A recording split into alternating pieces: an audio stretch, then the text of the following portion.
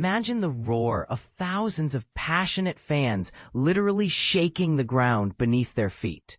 Now picture that in the context of a historic football victory. That's the electrifying reality for Scotland supporters who just propelled their team into the World Cup finals for the first time in 28 years. But here's where it gets wild. Their celebrations weren't just deafening. They registered as seismic activity equivalent to a tiny earthquake. Want to know how fan frenzy turned into geological data? Read on to uncover the surprising science behind it all. Just 38 minutes ago, the Tartan Army erupted in joyous pandemonium after Scotland clinched a thrilling 4-2 triumph over Denmark in their Men's World Cup qualifier. The pivotal moment came when midfielder Kenny McLean unleashed a spectacular lob that sailed over Denmark's goalkeeper Kasper Schmeichel, sealing the deal and igniting pandemonium. The British Geological Survey, BGS, the experts monitoring such phenomena, detected vibrations that mimicked a very minor seismic event. And this is the part most people miss. The intensity peaked not once, but twice, first during McLean's audacious strike from the halfway line, and again when the final whistle blew to confirm their qualification. To put this into perspective for beginners, seismic activity refers to the shaking or trembling of the earth, often caused by natural forces like tectonic plate movements. Here, it was the collective stomping, jumping, and cheering of the crowd that generated these measurable waves. The BGS captured these readings at their Glasgow Geothermal Observatory in Dalmarnock, situated roughly 2 kilometers, about 1.2 miles, from Hampden Park, where the match unfolded.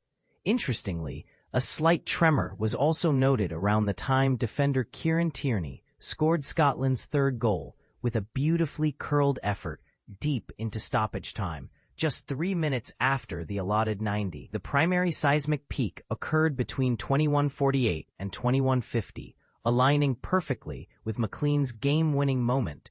For context, the official crowd count hit 49,587 enthusiastic spectators, whose energy produced readings on the Richter Scale, a standard measure of earthquake strength, ranging from magnitude -1 to 0.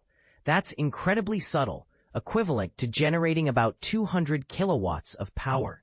To make it relatable, that's sufficient to charge between 25 and 40 standard car batteries. Or imagine it as akin to propelling a football at a blistering 900 meters per second, around 2013 miles per hour, roughly 15 times faster than the quickest recorded kick, which was about 131.2 miles per hour, 58 meters per second, by Brazilian defender Ronnie Heberson during a match in Portugal back in 2007.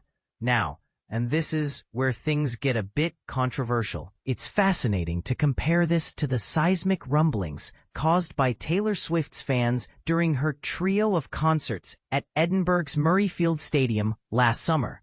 Those events also triggered measurable ground movement, but the BGS cautions against direct comparisons because the locations and conditions differed significantly.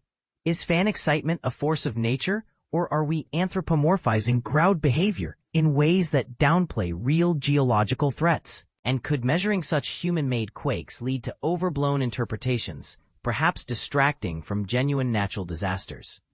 It's a thought-provoking angle. After all, while the UK experiences about 300 natural earthquakes annually, only around 30 are powerful enough to be noticeably felt by people.